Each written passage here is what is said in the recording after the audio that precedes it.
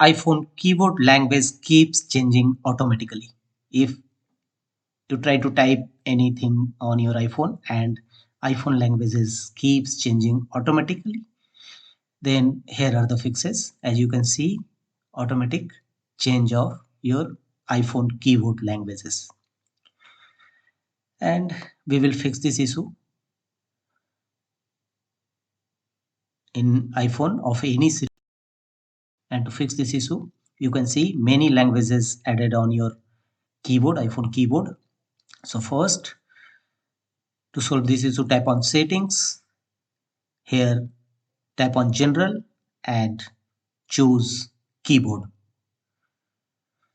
And from the top, tap on keyboards and you can see more languages which not being used by you is here listed. So simply click on it and choose delete.